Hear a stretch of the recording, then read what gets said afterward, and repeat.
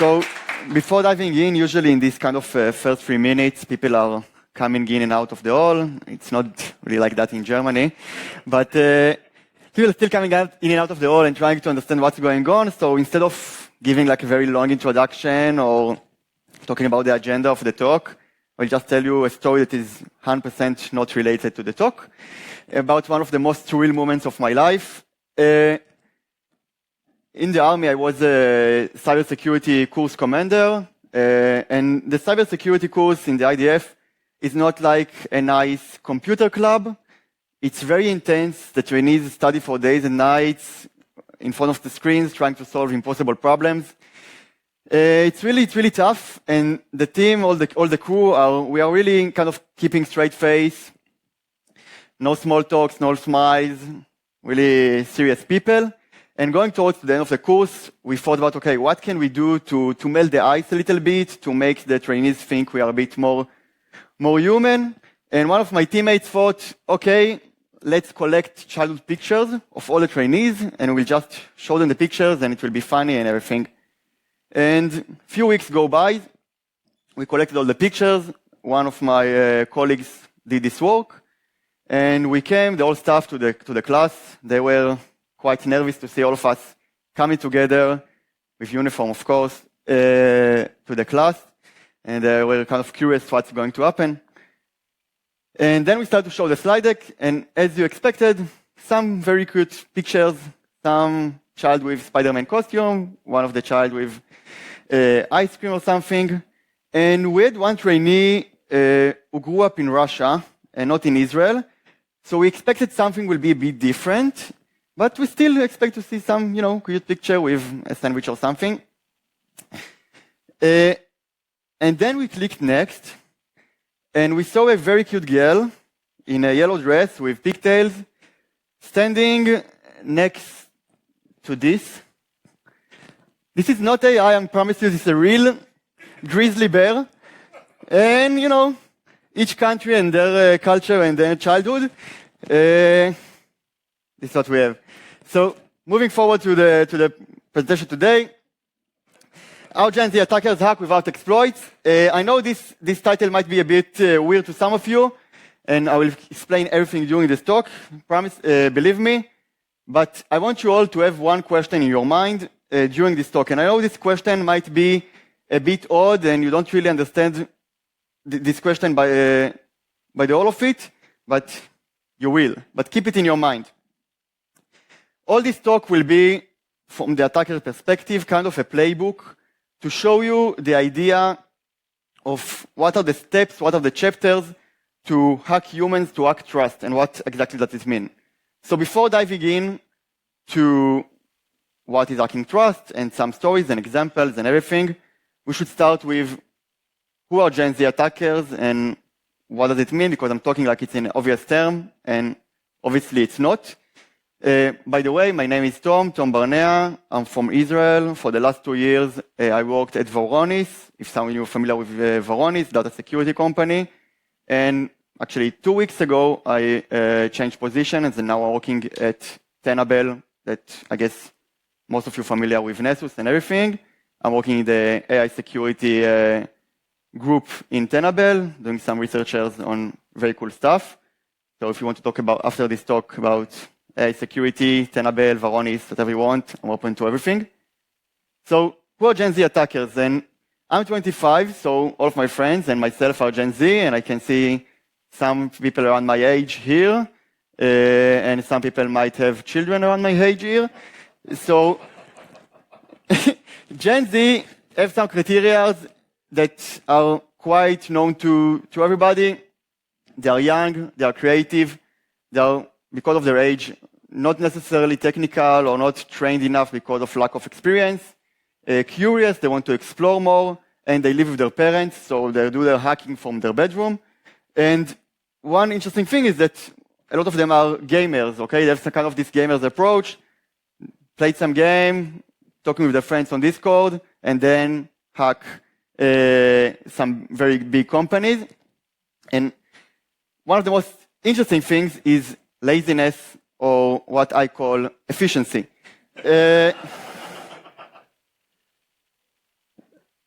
Efficiency talks about low effort and high impact. Okay, what does it mean?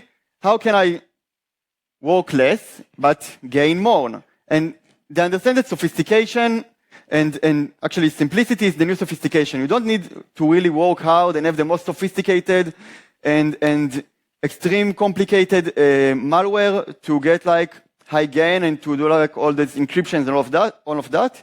You can just hack humans, because hacking humans, it's much easier. And this gamer's approach that you want to win, but you understand this is just a game and the game ends at some point. This, after researching some interviews of people that were arrested with this type of attackers, they don't really understand that in reality we have some legal consequences and the game doesn't really end at some point. And as I said, hacking humans is much easier than hacking systems or software or anything like that. And you might think to yourself, okay, this is a nice idea, nice agenda, but where this come in practical? Where we meet reality in this kind of stuff? So 1 year ago, this guy was arrested. He's only 22 years old, from the UK, native English speaker, and he's one of the leaders of one of the biggest ransomware groups of our times, Scattered Spiders, that I saw there is, right after me, I talk about this group. And he's not alone. More arrests have been done for people around the ages 17 to 20 in the last year or 2 years around that. And if you ask the Europol, 69% of the teenagers in Europe were involved in some way in cybercrime. And if you will ask the FBI, the average age of cybercrime, people committed cybercrime is 19, comparing to 37 for any other type of crime. So anyone that needs to do some checks at home, it's recommended. And I think starting with kind of the introduction to the playbook, before diving into the examples and the chapters of this playbook, we need to start with introduction of mapping the area. Mapping the area means mapping the organization to two parts, trusted and untrusted zone. What do I mean by that? The untrusted zone is everything that we always have been warned about, okay?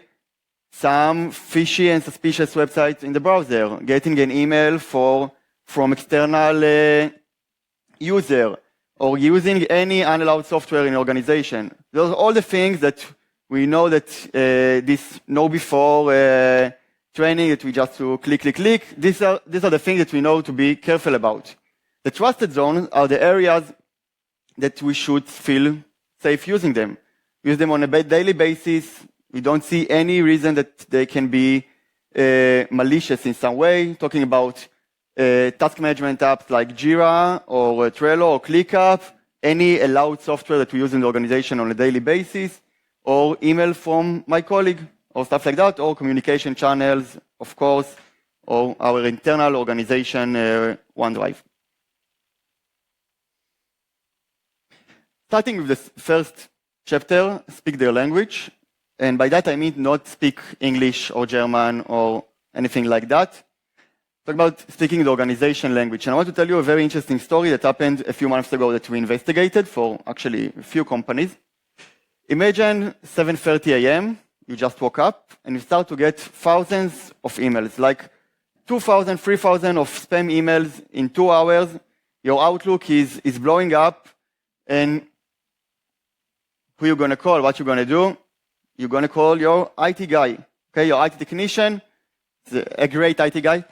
You're going to call your IT guy, and he's doing everything you expect him to do in the untrusted zone, okay? He's resetting your password, revoking sessions, even checking Outlook and Mimecast and creating a very strict and specific rule for you on your inbox.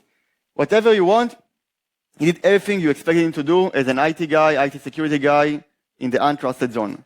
But it's not enough for Gen Z attackers because they don't think about the untrusted zone, think about the trusted zone that they want to exploit. So what happened here is really interesting. A few minutes after he's done, all everything is done, our employee, spoiler, the victim, receiving a phone call, and on his screen is seeing a help desk.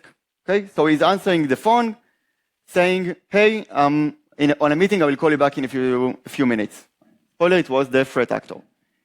Then, after the meeting, he's calling him back, and he's not answering. And he's calling back again, and he's not answering. So I want to pause for a minute and think about the situation. The situation is that trust is so high that the victim calling the threat actor twice, trying to chase him, running after the threat actor to do his malicious purposes, but is not answering to him. And then we have a real screenshot from the teams of this user. And we see that, like a very typical IT guy, the threat actor is saying to the employee, hey, I'm working on another ticket. I will call you back in a few seconds. And the victim saying to the threat actor, thank you. And then they have a talk later on. This talk was around 20 minutes. And during this talk, the threat actor understands that the team's call will end at some point. So he's using, again, a very native tool of Quick Assist that's existing of most of Windows PCs. Quick Assist is a native tool of remote control of Windows, just doing control, when Q, open Quick Assist, putting their code, and has a completely access to the laptop. Not any technical step or code exploiting here. No CVE, nothing. And obviously you won't fall for it, but just your employees. You are all perfect. Moving on to the next chapter. Native sharing. Native sharing, by that, I mean all the native sharing mechanism in the apps you use on a daily basis. Think about right-click on OneDrive, share, and then you receive notification. Everything that feels native, feels routine, all of that, nothing from external addresses or anything like that. So I want you to start by putting your blue glasses on. And this is a real email from Microsoft of a notification that someone shared a file with you from the user/victim kind of eyes. And someone shared the file with the user. It was a OneNote file, a very good choice of the attacker. We won't dive into why, but it's a very good choice, with obviously a very legitimate link. And if we move the position from when we investigate the attacker perspective and we investigate what we have seen during the investigation, we saw on Varonis that this file was created on OneDrive. And then we saw this huge spike of folder share link created. We checked 90 days. We had 412 events. 411 of them were on the exact same day, which was, as you can see, abnormal for this user. This is the way we detected it. And we saw that this user shared the file. So what happened here eventually is that the attacker got access to the user account, and instead of starting pulling data or pulling out all the inbox, he just decided to go to the OneDrive, creating only one file, and then massively sharing this file that bypassing all email security platforms. Everything was bypassed because it's just a OneNote file. It was shared from the organizational OneDrive, and you receive a message from your colleague, hey, I shared a file with you. This is the file, enter to this file, and from now on, bad things happen. And this specific link was extremely interesting because moving to the kind of era of AI and all of this stuff, he did some investigation on this client. From the left, you can see the original login page of this company that was hacked. From the right, you can see the page that the attacker created. And as Gen Z was a bit cheap, so we didn't even pay for the software that created this page. This is a free trial. You can see the pop-up. He just took a screenshot, put it in the AI website builder, and then told him, okay, create this website. Amazing results. This is what we call instead of vibe coding, vibe scamming. And this is kind of the new era of doing things in ease as an attacker. You don't really want to work hard.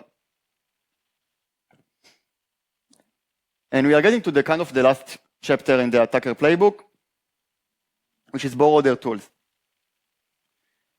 And there is a very popular tool among attackers that has all these amazing capabilities that's ready for the attacker to use. They can do whatever they want. And if we have some guys here from the raid side, red teaming, penetration testers, those are absolutely incredible capabilities. I don't know if everyone is familiar with this attackers tool.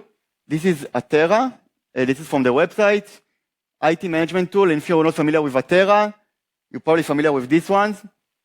Attackers don't really want to work hard. Gen Z attackers want to make things an ease. And why creating your very sophisticated C2 or malware when you have like legitimate software that can do probably almost the same things? And for a few reasons. First of all, it's already there. You don't really need to work hard. And we saw many incidents where the attacker just searched for AnyDesk, TeamViewer, stuff like that, and it was like finding a treasure for them. They just open the software and they have access to whatever they want because no one thinks that you should put boundaries on TeamViewer.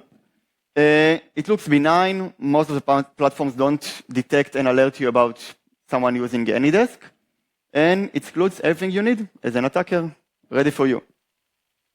And maybe another example from kind of the SaaS applications side. This is ClickUp. This is like Trello, Jira, task management. And what happened here, it's also very interesting. The attacker did some reconnaissance and search what apps specific organization use. It's not very sophisticated. He just opened the job descriptions on their website. And then he saw they use ClickUp. At this point, he created a fake email, just the name of the CEO at Hotmail something, doesn't really matter. And then he sent an invite to a dashboard of ClickUp to all of the C-level employees. And those of you who work in corporates know that if you receive an invite to a dashboard from your CEO, you drop everything you do, you just enter to this dashboard. So this is what happened. So they entered this dashboard, and it feels very native because it's just joined as another dashboard to their ClickUp platform they use on a daily basis on their trusted zone. They saw all their friends there, all the C-level employees, and there was only one file on the dashboard. Obviously, some of them opened the file, and then the chaos started. But this is another example of not doing everything sophisticated, everything technical, but still getting the gain. And again, hacking humans is just much easier. And I think we saw all of that, and we think, okay, those are some nice stories, nice example. I have plenty of security tools, and none of your security tools probably will detect these things. So why traditional defenses fail against Gen Z attacks? There are a few reasons for that. I think first one is trust gets you in much easier and smoother than anything that you can think about of exploiting CVE. Second thing is most of you probably very proud on your EDR, XDR, more letters that make it more expensive. But it doesn't really matter if trust is exploited. And I think one of the biggest things is I call it kind of an illness that CISOs have. This is the security illusion. I paid millions of dollars for all the best security platforms, and now I should be protected. It's not really working like that. There is some work to do, and trust is not getting the best firewall or data security platform or anything like that. And while we tried to play checkers and protect our assets and protect our walls of organization, Gen Z attackers are playing a different game. They are playing Among Us with us, trying to get between us, trying to make everything feel very, very native. And so what you can do, and not just being sad and sarcastic. So I think there are three main things. One is behavioral detection. Behavioral detection talks about not only spotting what is bad generally, but spotting what is not normal for a specific user, for a specific department in my organization. If someone from, I don't know, IT trying to access files that are related to finance, this is abnormal, but this is not bad generally for any organization in the world, and every organization is different. So spotting like abnormal behavior. User awareness should be beyond phishing, should be around context and credibility, not just spotting between zeros and O's because it doesn't really matter anymore. And rethinking trust boundaries, we talked about that. Even if I have like a software or a process that I think is safe, I should rethink about how it can be exploited. And if I want to put it in a nice phrase, it will be patch people, patch processes, and patch assumptions, and kind of patch assumptions again. Summing up, Gen Z attackers show us it's not about exploits. It's about credibility. And I want to go back and circle back to the question I started with, and I want you to all think about your organization or your own clients, and to think, if you were the attacker, how would you exploit your organization trust? That's it, guys. This is my LinkedIn. If you want to connect, I'll be happy. Thank you very much.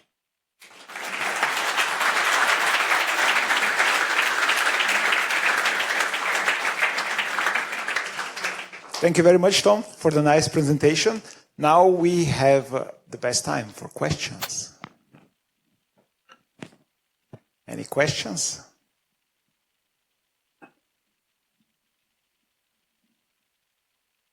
If you don't have a questions, then I will take the opportunity, Tom, if you don't mind answering Sure. one or two. What are the most critical differences in threat modeling between native? Sorry.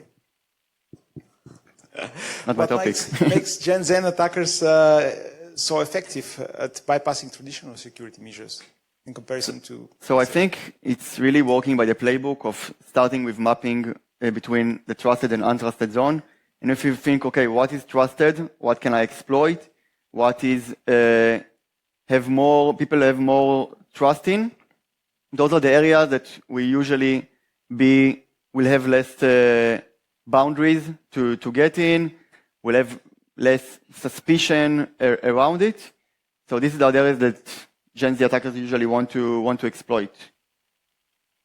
And how can organizations make a better detection of these abuses cases, because these are usually legitimate tools? Yeah, so I think it's exactly what I showed, and specifically talking about behavioral detection. I think this is kind of the main gap in most security platforms, that usually trying to build detections that will spot and will catch or even hunt some bad activity in general.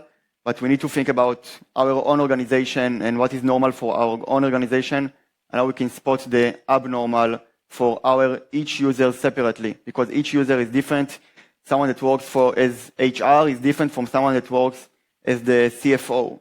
They are different humans that have different habits, and they access different files, and they have different software that they use. And if we see something that is abnormal, as we saw in the spike on Varonis, this is the things we should detect and be alerted on.